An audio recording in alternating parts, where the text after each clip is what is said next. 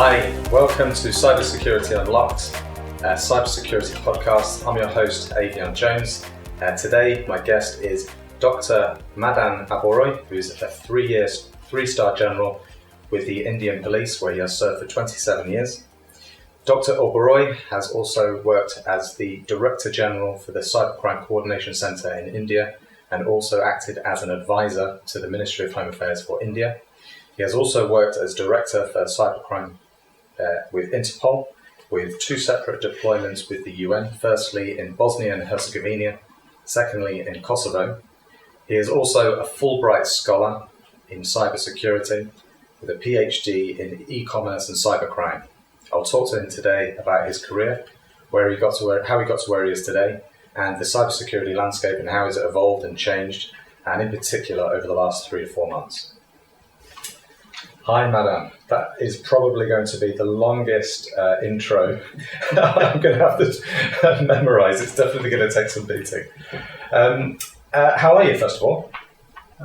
Thanks, Adrian. I'm very fine, doing well. Yeah. How has the lockdown sort of treated you over the last sort of 3 or 4 months? How has it been for you? So we have been working from home. Sometimes it gets slightly hectic because there's no office which we can leave now. Yeah. So the work continues and it's a longer day. So a lot of activity, lot of work which is happening. Yeah. So which is keeping us busy. So, Okay, good. Has it been sort of busier during this period or quiet? Yeah. Busier. So I presume, because a lot of people have been sort of using this sort of time to maybe sort of upskill and learn new skills or new certifications, or I mean, what a career you've had. I mean, you could maybe even start writing some of your memoirs and maybe start writing the autobiography. Have you been actually doing anything sort of productive in that time, or has it just all been work? So if you're asking how I've been upscaling my professional skills, mm-hmm. The answer would be no, because nothing much. Yeah. But yes, I've been trying to brush up my cooking. Oh, okay. With captive subjects at home. So I'm trying my experiments with cooking. Oh, great. Okay. So what's your sort of signature? What's your specialty? Indian cuisine. Okay. Awesome. I'm sure your wife was very happy about that. Yeah. Sometimes she doesn't have a choice. You're going to be putting me to shame now. So first of all, if we could just sort of roll back the years and the clock. What was it that first attracted you to law enforcement? It's slightly difficult to give a very clear answer here, mm-hmm. because in India, what we have a system of separate civil services for senior management, which are called the Indian Administrative Service, Indian Police Service, Indian Foreign Service, and so on. Mm-hmm. So they have a common exam, and then we have to indicate our preferences. Okay. So when I gave the exam, so my first preference was Foreign Service, and second one was Police Service. Right. So I got allocated to Police Services, and I developed my liking for law enforcement duties of policing services after joining policing. So, right, okay. So it's the other way around. Oh, right, okay. So you sort of slowly fell in love with that. Yeah. And what's been the sort of the career highlight for you so far? This Indian Police Services has given me an opportunity to work in very wide areas in terms of specializations. For example, I've worked with Delhi Police as Assistant Commissioner of Police of, we call it one of the sensitive subdivisions, Daryaganj subdivision. Then I've worked as Additional Deputy Commissioners in various districts. I've worked as Deputy Commissioner of Police of the Central District of Delhi. I've worked as Deputy Commissioner of Police in charge of Prime Minister's security in Delhi. Wow. I've worked as Deputy Commissioner of Police in charge of the International Airport in Delhi, and also as in the northeastern corner of India, Arunachal Pradesh. I worked as Superintendent of Police of 2 districts there. Then I've gone to CBI, the Federal Investigation Agency in India, where I have worked as headed the cybercrime cell, the economic offences unit. Then I have headed the anti-corruption unit of CBI for roughly 3.5 years. Okay. Then I have also worked as International Police Cooperation Unit of CBI. Yeah. And I have then come back to Delhi Police, worked as head of Special Cell of Delhi Police, which is one of the finest units I have in my career. Yeah. Deals with counter-terror, organized crime and cybercrime.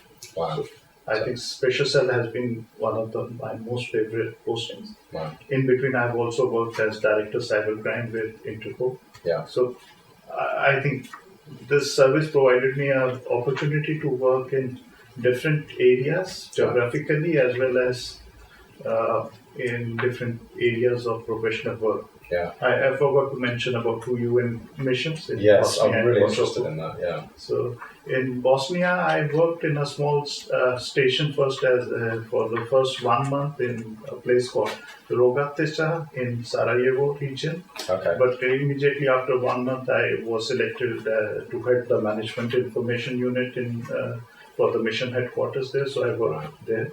Okay. Establishing a network that it was in 1998 of Lotus nodes there.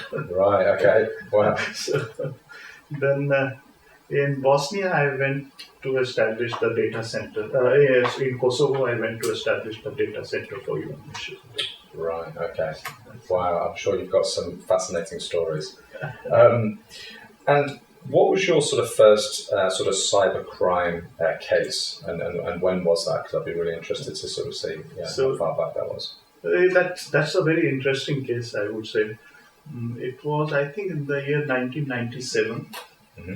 So one of the police stations it was in Delhi Police, in my district, they got a complaint from one of the victims saying that, if you recall, I don't know if you were, you must have been in memories of those times. It might have been too early in your childhood, but I was still in school actually. so in 1997, at least in India, to access internet, right. we used to have the scratch cards. Yeah.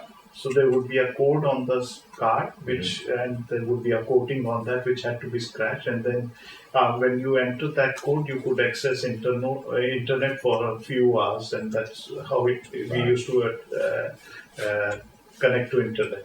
Okay. So the complainant said that somebody has used his internet hours. Now, the question was that India had not by that time in 97 passed the Indian Information Technology Act. So we had to book this case in normal sections of theft. Right. And we really had a tough time to convince the judge that time of somebody has been stolen. Yeah. And his question was that how can anybody steal somebody's time? Yeah. Wow. Okay. So that was a very interesting case. Finally, we got a conviction there, but that's. You did. And did that sort of set the path then for a new sort of regulation and act? Yeah. So that Indian Information Technology Act was passed in 2000. Right. Okay. So by that time, it was still in the draft stages when this case happened. So a lot of discussions were happening there. Right. So that would have been one of many cases that were sort of collected over that period that then obviously pushes towards this collective, sort of act that prevents. So that was because there would have been many cases across India.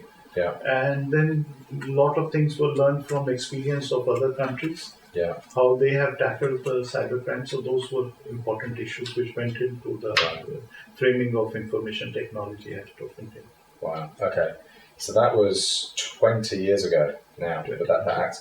So, I mean, it would be a very, I guess, sort of broad question to say how has sort of cybersecurity sort of evolved over that time. But yeah, I mean, what's been your, I guess, one of the interesting acts that may have been passed, or in particular, where do you think it's really sort of shifted sort of in that time? So, when we first, when this act was first passed in 2000, I would say that it was slightly more technology specific. Yeah. It was amended in 2008 when it became more technology neutral kind of an act. Right. But if we talk about the cybercrime threat landscape, I think over the years it has, from the simplistic crimes of scratch cards, it has evolved into a much dangerous place with many new actors, criminal actors there, with more sophisticated methodologies and modus operandi. Yeah. So it is the crime scene has evolved in a big way, and so has the responses of law enforcement agencies. Yeah, yeah. So they've had to continue to sort of raise their game and get better and better again. So, which industry, in your opinion, is the most vulnerable to cyber attacks? So I would say, looking at two aspects of this question, the cybercrime and the other cyber security or cyber attacks. So when we talk about cyber crimes, I would say the thieves normally target the areas where there's more money.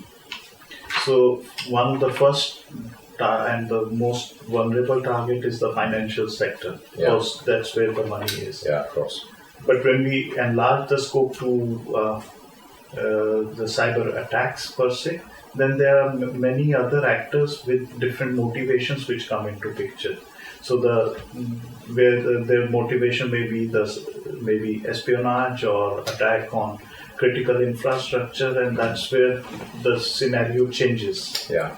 And also over a period of time, although financial sector has been a primary target, for example, during COVID attack, health sector became very important. Yeah. So there have been many attacks on the critical health sector.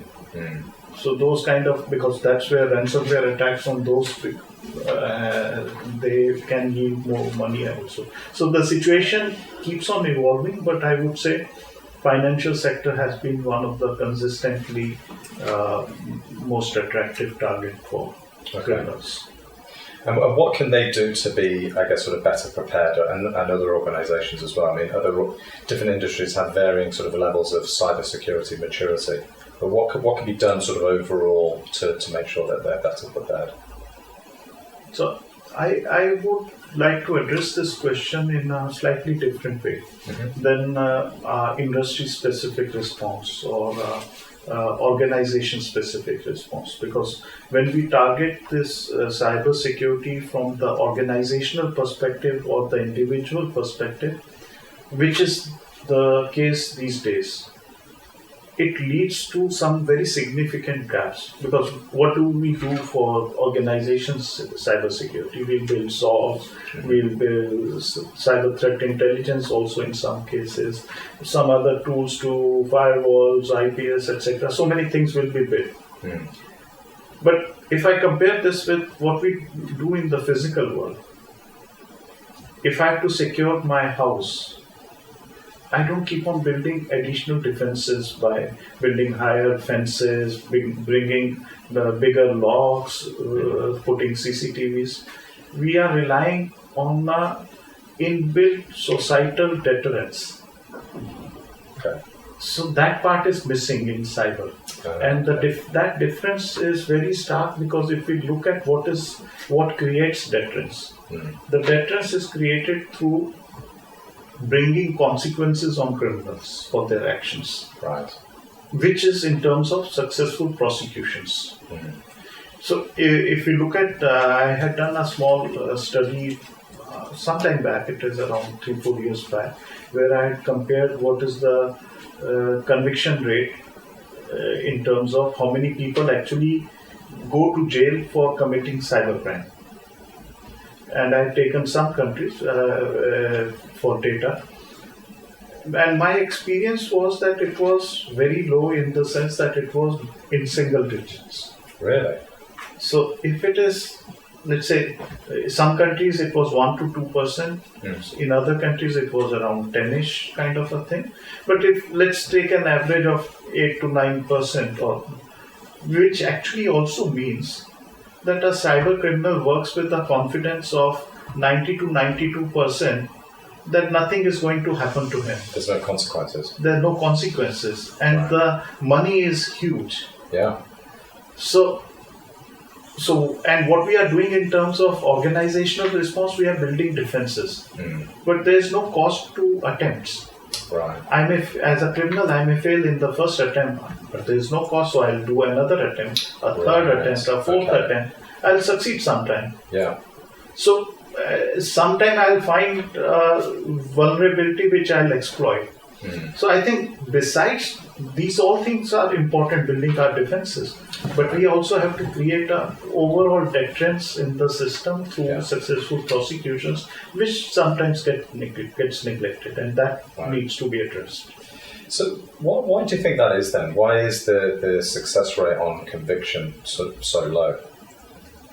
Because we are still working with systems which are not tuned to the nature of cybercrime. For example, within cybercrime, there is an inherent problem of difficulties in attribution. To identify the person behind the machine who was actually. This is compounded by the multi-jurisdictional nature of cybercrime by definition, with different legal systems, with the issues in exchange of information, exchange of evidence, arresting people, launching prosecution against them. As a result, for many low-level cases, low-cost cases in many countries, they don't even start the investigation. They are very hesitant because the law enforcement personnel thinks that it is not going to succeed in terms of and that's all contributing to low percentage of conviction. So I think this also needs to be addressed, because otherwise we will be individually building defenses, but that may not have a very significant impact on our security. Right. So it's almost like the resources that we have today and the budgets that we have today are not enough to deal with and cope with the sort of cyber criminals that are out there, and we need to increase the budgets. Besides budget and resources, I would say there has to be work on multi-jurisdictional collaboration, multi-stakeholder collaboration. Because I'll give you examples where so many cases have happened and the victim organizations have not reported to the law enforcement agencies. So why that happens is sometimes maybe because they don't have confidence in the capability of law enforcement to give any results. Right. And that may be because of capability shortage, or also maybe shortage in terms of legal framework, international collaboration. But the net result is that if I, as a victim, I think that if I complain to police, they are not going to be able to catch the criminal, and they are not going to be able to bring my money back. So what's the use of reporting? So many countries, in fact, have made it mandatory for organizations to report. Right. Okay. So that confidence level also has to be built in the society, that there will be action. So we need to work on a number of fronts to achieve this overall cybersecurity. And I would say cybersecurity is not only in terms of systems, but also in our minds. I should feel very confident that if I'm putting one of my most sensitive data, on which my life hinges, I have no worries when I place it in cyberspace. So that kind of security, if it is not there, then we cannot say that our cyberspace is secure. Because many times we don't put our sensitive data today in the cyberspace because there is a inherent doubt there. So, in your opinion, what is the best model for cybersecurity sort of function? For instance, SOC, cyber assurance, and if you want to use, I guess, the financial services as an example, because we've touched on that already. So I would say that SOC, cyber assurance, that is definitely the security apparatus in terms of defensive testing, but also this has to be coupled with more work in terms of threat intelligence, being prepared for what kind of attacks may be coming, collaborating with other actors in this area, maybe for example, other financial sector companies, other government agencies, other international bodies, so that we are better prepared in terms of our own defenses as well as in terms of follow-up action. if there is a breach, then how do we tackle that? So that way, multi-stakeholder collaboration. So we should become active participant of that, and also build our own intelligence, which we then have to share with others to get more inputs from them also. Right. Okay.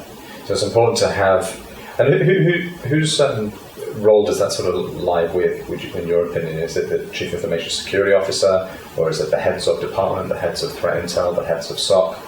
So I would say CISO would be the right nodal point for this kind of activities. There will be definitely specialized nodes for different sectors, but as a nodal officer, I would say Chief Information Security Officer is the natural choice. Right, okay. To coordinate this across the organization.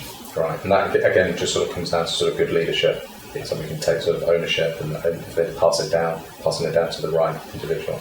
But at the same time, there has to be commitment and I would say confidence level of the top management. CISO alone would not be able to handle if he doesn't have the support of the board. Yeah. So that also has to be there. Sure. And there has to be an understanding and at that level about what are the issues and how they need to be prepared, how they need to allocate resources for this activity, which can be critical. Okay. And I guess that comes down to good sort of stakeholder management skills. So CISO that can influence board members. Exactly. This is what we need to be spending on cyber. This is what needs to be spending on SOC. This is how we can be better prepared. Here's an example of what can go wrong. Okay. Yeah. And have you noticed any kind of sort of new trends within sort of cybercrime, or any new sort of threat actors that people need to be sort of made aware of? So if we mean new in last 1 year, I would say it is more of same things. Like we still have, I would say ransomware still continues to be in terms of number one attack, but we still have the business email compromise cases. We still have phishing attacks, skimming, etc. Payment industry is getting impacted. Critical infrastructure is getting impacted. The emphasis keeps on changing. Yeah. For example, health sector may be a target now. And this may be important in terms of COVID also. For example, today we have our fears, we have our worries as if relating to our health. So maybe the modus operandi to target me through maybe malicious websites which promise, let's say, personal protection equipment, which promise antiviral pharmaceuticals and all those kind of things. Yeah. So luring me into clicking to those websites which, for example, are giving more information about COVID-19. Yeah. So those modus operandi may change over the system. Sure. But broadly, I would say the trends are the same which were there last year also. Right, okay. And just I mean, you've touched on it a little bit already, but how have our adversaries sort of used COVID to enhance their ability to attack?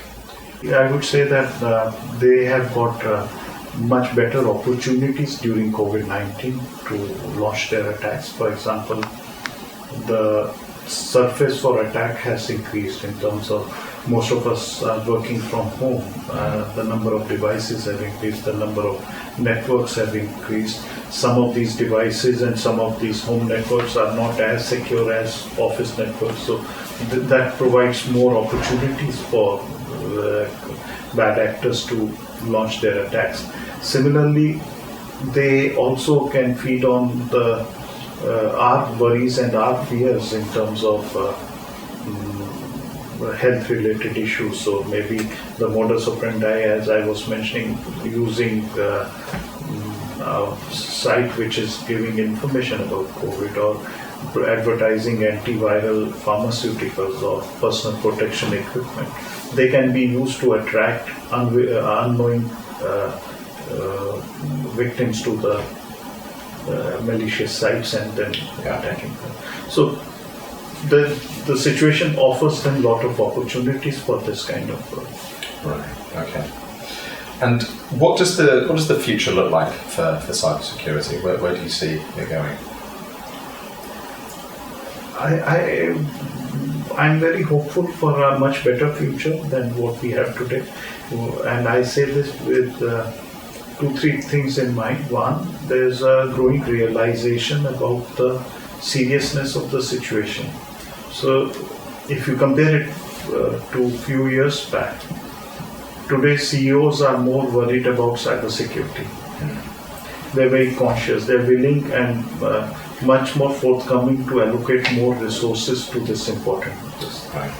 So the defenses are improving. As far as law enforcement action, I am seeing a lot of capabilities getting built up in these in many countries which earlier did not have capabilities to counter this. I see growing willingness to cooperate and collaborate between jurisdictions and between stakeholders. So all of this is pointing to a more secure environment. I don't specifically comment on technology because that's a dynamic thing. There will be new technologies which will have more vulnerabilities, but at the same time there will be counter technologies to protect them. So that's a continuous battle which will keep on going. So that is not a very big factor. But all these other factors are probably pointing to a more secure cybersecurity future. Okay, that's great. Well, let's hope so. All right. Well, thank you so much for coming down today, Madan. It's great to see you once again. Thank you. Yeah, we'll see you soon. It's always a pleasure. Thank you. Thank you.